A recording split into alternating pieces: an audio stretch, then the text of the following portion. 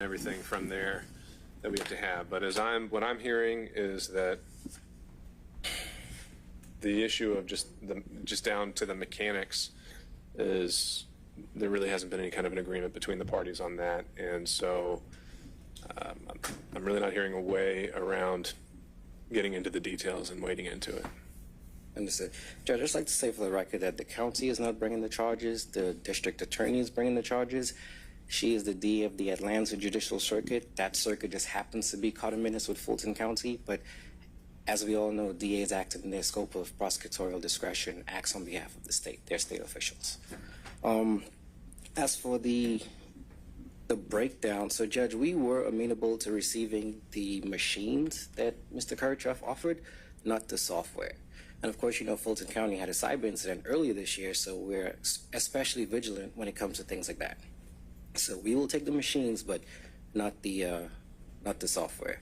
Now, Judge, as for the relevance, I just want to briefly touch on that again. Again, they're asking for information that they did not have access to when the statements were made. If they're saying that this information was the basis, reason, or cause for the statements, that cannot be so because they did not have the information. But I think Mr. Kirchhoff is correct when he says that we need to know what the statement was or he's being accused of, because it's hard for me to say, well, this is not relevant, or say, well, okay, this could be relevant if I don't know what the statement is. If the statement is, hey, X won the election and Y lost, then fair enough. If the statement is, hey, tell them that you saw someone destroying ballots, we don't need to go through all of these things to prove whether or not that's true. And again, I guess by their own admission, saying that, you know, they're just guessing as to what the statement would be, and that's what caused the request in the subpoena. It just shows that the subpoena is a fishing expedition, Judge. It's not pointed towards anything in particular that they're trying to narrow in on, because again, they don't even know what the statement is. So they can properly argue it, we can't, but the one thing we can say is that the information that they are seeking to get is information that they did not have access to at the time of the statements. It is inconceivable that is relevant. So what about the idea, set aside the substantive counts to talk about specific statements, and then we're kind of retreading ground from a few months ago, but count one is the RICO count, which applies to Mr. Floyd and simply comes out and lays the standard as being one person won the election, one person did not. That was the basis, the original argument for why anything and everything was relevant. And so if that is still the standard, then where do you go from there? Well, there are two things to consider with that, Judge. The first, obviously, is, as I said, they didn't have that information when they made the statement. So the question becomes, why did you make the statements? And they can't say, well, look at these documents. It's like, well, no, you didn't have that at the time. I think that should draw a relevance objection in a courtroom. The second thing, Judge, is that at the last hearing, or I believe the hearing before that, the defense said that if the evidence showed one thing, they would go in one direction. If the evidence showed something else, they'll go in another direction. Judge, again, by all accounts, that just shows that they are guessing at what the evidence will show. So it's not as if they made a statement or they're being accused of making a statement, they're standing on it. They're saying, hey, we made this statement, whatever it may be. If the evidence shows that we were right, we'll roll with it. If the evidence shows that we were wrong, we're going to make another argument. And again, as I mentioned, Judge, if it doesn't bear on their innocence or guilt, if it doesn't matter what the evidence shows, they're still not guilty, then I don't see how it's relevant. Sure, but shouldn't they have a right to present their strongest defense? Well, I can't speak to what they have a right to at this moment, because this is in the midst of a quashal, and from my understanding, the only issues that is relevant to a quashal is whether the information sought is relevant and whether it's burdensome and oppressive. As to what they may be entitled to is something that they will have to make an argument for, and I don't think a quashal is the appropriate forum.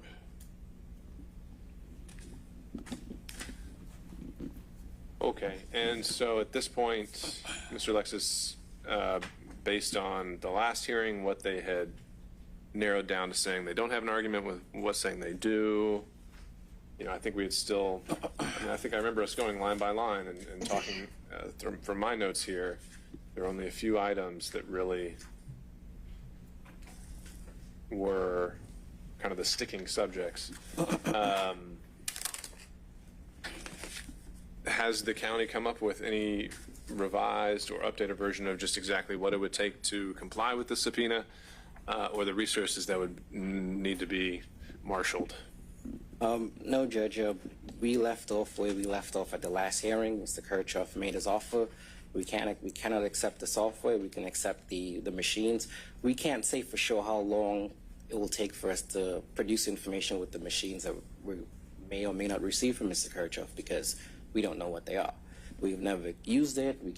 We're just going to be speculating. So as of this moment, no, we don't have any changes. But I do want the court to keep in mind a few things. One, we're in the middle of a presidential election right now, so it's an all hands on deck situation. The second thing is, this information is actually being housed by the clerk, not the elections department. The elections department offering assistance is merely a courtesy.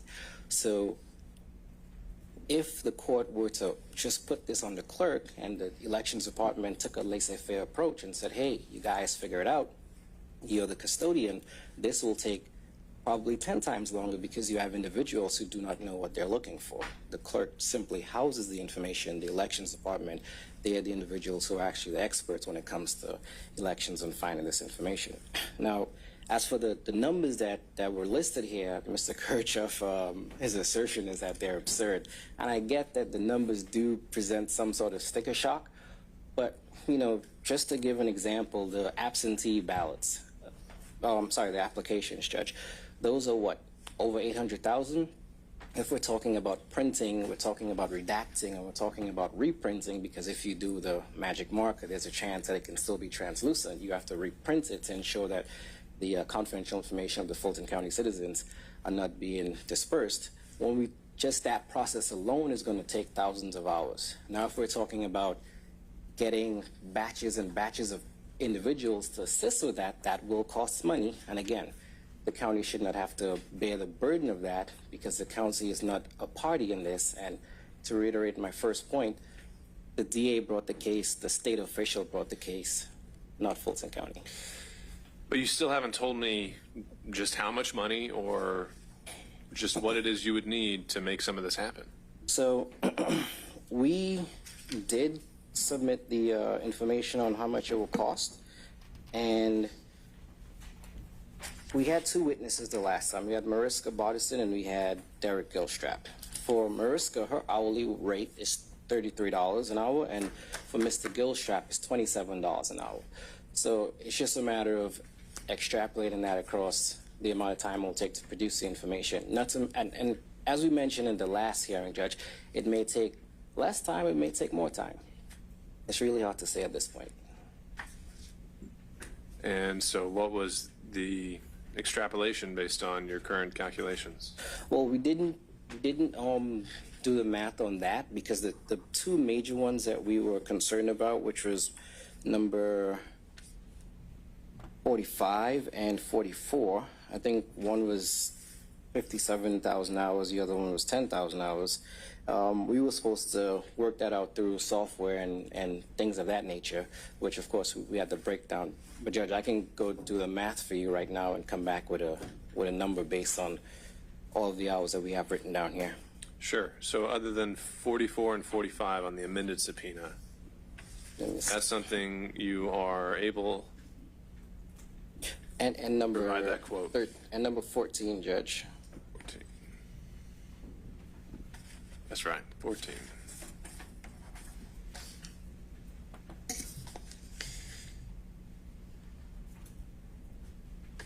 Okay. And so, Mr. Kucherov, would you, turning it back over to you, would you say 14, 44, and 45 are still the kind of primary points of contention that are causing, or not so much causing, as that you would say are miscalculated? Absolutely. I think it all is miscalculated. It's all overblown because, again, Well, I mean, one of these is situations with the clerk's office, 1 hour. I've got experts that can go in and probably do a very efficient job of looking through the material. So if the clerk's office is the one who's housing all this and he has no objection to it, why can't the court just order that? Make it subject to a protective order. So if there is any confidential information, there's not PII, by the way. There's no PII. I've checked the Georgia statutes. On the absentee ballots, there is no PII. I've got software developers who, when they scan it, can make sure that it's redacted, so that if you decided just sua sponte of your own accord that you wanted to there was a phone number that you wanted off, my guys could do it. They could actually produce a PDF with that blacked out, that redacted part out. I don't think we need to do that, but I think we have the right to inspect and look at this ourselves. I don't have to rely upon them. If they don't have it, they should just say it.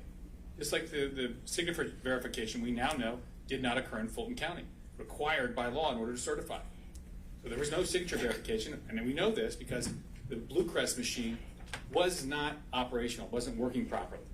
And that's what they used to scan these absentee ballot envelopes.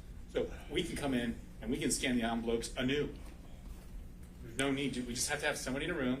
You can have what takes one person from the county to be there. We can be there for 8 hours a day. And I guarantee our guys get it done very quickly. It won't be this, like number 44. 57,334 hours. I mean, Judge, just look at that.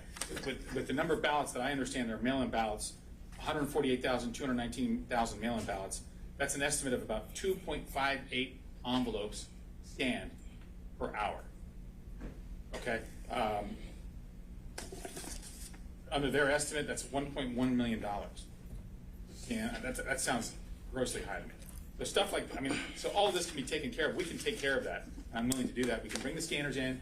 We can have our people scan it. We just need access to the docs. If you want one of the attorneys there supervising to make sure nothing gets taken out, I'll do that. I have no problem doing that at all. But we do want to get access to this so we can begin to compile that defense to count one. Judge, can I add something? Sure. So we did mention that we did not use the Blue Crest machines. We at no point in time state that signature verifications was not done. I don't want to make this a point of contention at this point because that's not what we're here for. But I'd just like to correct the record on that part. And as for the amount and how did you correct it? Just but what did you say? We did not at any point in time state that signature verifications were not done. We are just saying that we did not use the Blue Crest machines. And I'd just like to put that on the record. Okay.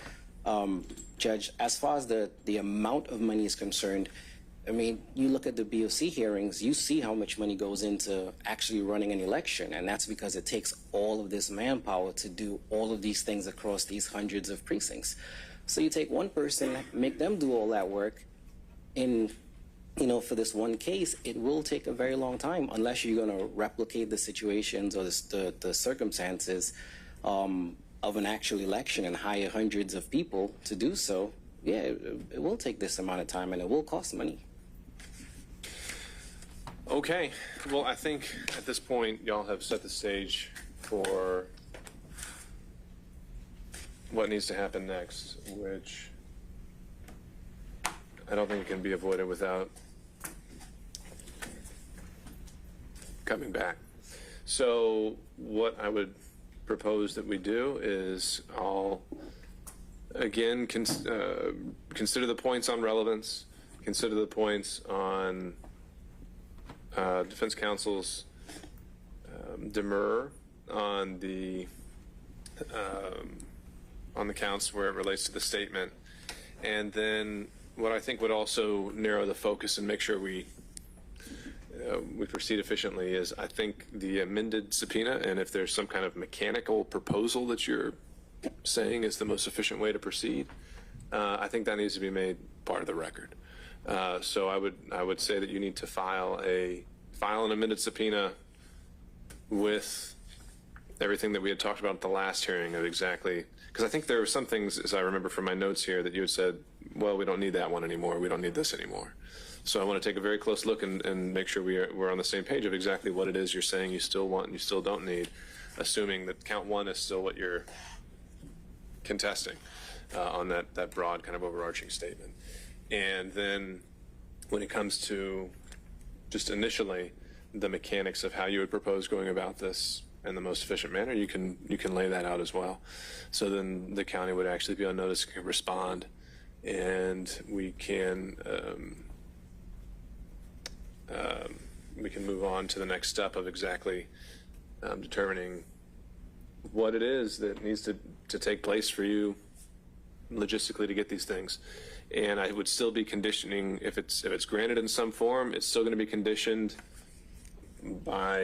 as outlined by the statute on payment of some form of the cost in advance. That's what the statute contemplates. I don't think that there's a meaningful distinction there that the DA's office can just be lumped together with that same governmental entity.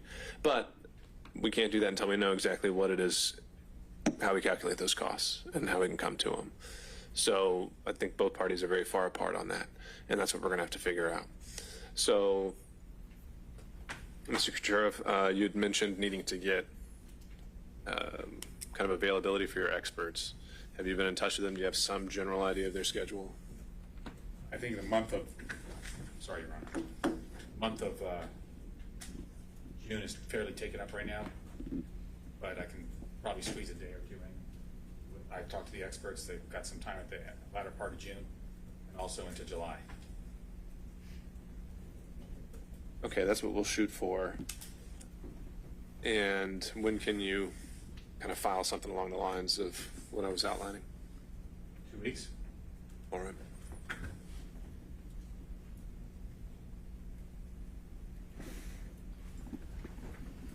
Mr. Alexis? Can I get a scope of what these experts will be testifying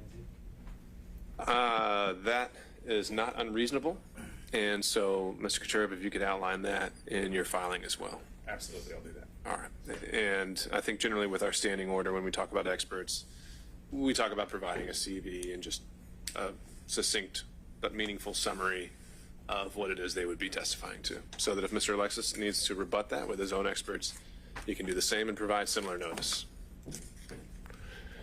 All right. Anything else that we think we need to address today as it relates to the subpoena? I know this is more of a kind of pre-hearing conference of sorts, but I think we needed it to at least see where we were and get back on track. Anything else, Mr. Alexis? Not from the county, Judge. All right, Mr. Kucherov. No, Your Honor. All right, we'll follow up by email, and I hope to have that guidance for you as we go forward. All right. I believe there's one other motion there. Well, that was with Ms. Kutti, or is there something else? Well, there was the motion to unseal, but we kind of. Oh, okay. Where were we on that? I think our position was is just to make the court aware that some of those items may be sealed, and if the court was going to allow access, you probably need to unseal them and then enter a protective order. For me, I'd been lumping all these together. They were all kind of part and parcel. Is that about accurate? Yes. Okay. And so until we figure out whether the subpoena is going to be granted, there's no need to get to the motion to unseal? Correct. All right. And if so, those would all follow one another? Yes. All right. Sir? Yeah, with the motion to unseal, again, I know the county is a third party, but because the county actually houses the information, we would have liked to have been privy to that. I know I saw the motion in the flurry of emails and filings, but we weren't exactly noticed for that argument. So, you know, whatever dealings that will be taking place as far as that unsealing take place, the county would like to be kept in the loop. Well, we haven't really discussed it at all. You're as much in the loop as anybody else right now. I don't think we've actually substantively argued it. It's only ever been on a calendar the same day that you are, and there aren't any emails talking about it going among the parties. So if that's something you're also looking to intervene on or believe you have standing to, you still can. And like I said, I've just been treating it as part of the subpoena issue. And I'd also been treating you, because I think this is where we landed back in the November hearing, as really being the spokesperson for the clerk's office on this issue as well, the subpoena and many unsealing issues. Judge, I actually do represent not only the elections department, but I also represent the clerk's office. So Right. It's worked out in that regard.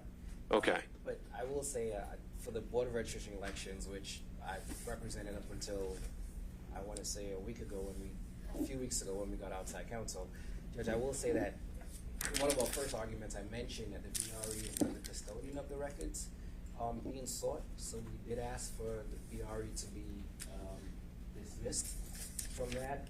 I was under the impression that the court did that, but I did see their name come up again in today's hearing. I'm not sure where we are with that, but again, they are not the custodian. Right, and that was because the subpoena was directed to both entities. And you were telling me today that if the BRE is released from this, they're the only ones with the subject matter expertise to actually know what to be looking for within the clerk's file? Not the BRE, Judge, the department, the elections department. Excuse me. Okay. It's an interesting trail. The BRE directs the elections director as the election supervisor and chief administrator, and that's pursuant to state statute and county ordinance. And then the elections director, as the director pursuant to being hired by the county, has, I guess, supervision over the department. And so the elections department does fall under the umbrella of the Board of Registration and Elections, though? Not really the department, but the director. Okay. Because the director reports to the BRE. The staff does not report to the BRE. So to keep the elections department involved in this, are you saying they're not a party to this? No, Judge, and as a matter of fact, if you do want to serve the elections department, because they're an entity capable of being sued, you'd have to subpoena the county itself. The clerk can be subpoenaed separately, so can the BRE, but individual departments, correct me if I'm wrong on that one, you'd have to go through the actual Board of Commissioners.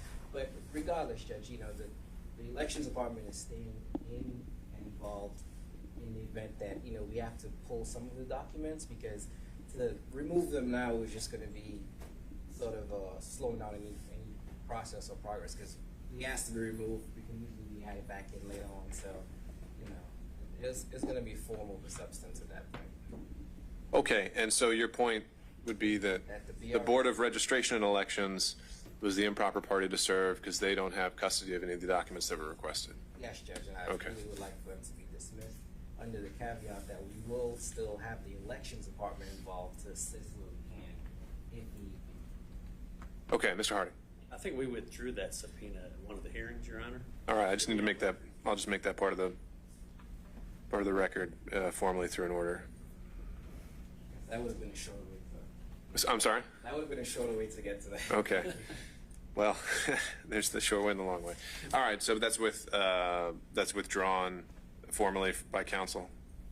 Yes, sir. Okay. I think we did it at one of the prior hearings, but we do it again if we need to. No, that's fine. I just need to make sure that that's memorialized on the docket, and I'll do that. And so that's position 3. So when we come back, it'll just be on 1 and 2. All right, thank you for that clarity. Thanks, Judge. Okay, we'll be off the record as it relates to Mr. Floyd, and take care. Thank you. Let me check in. We'll see if Ms. Kutti was able to join. She was able to join us? All right. I am here. Yes, I am here. Okay, thank you, ma'am. If you could turn on your screen, Okay. and then we'll see if we can make it so we can see both you and representatives from the district attorney's office.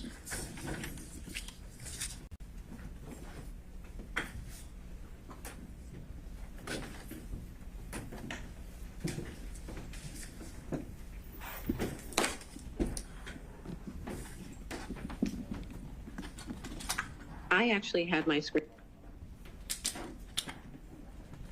Okay, just hang tight for a second. We've got to make sure we can see you in the courtroom here.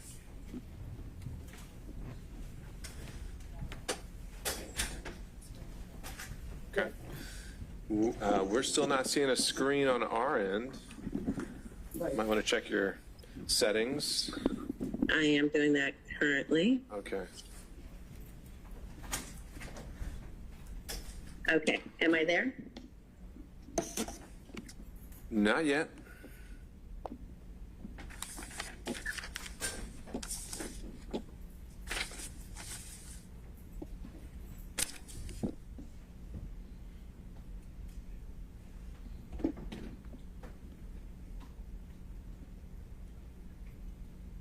We just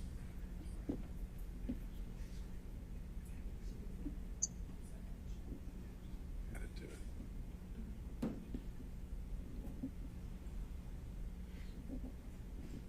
I may have to go out and come back in. Yeah, why don't we give that a shot, since I don't think we're having any luck here.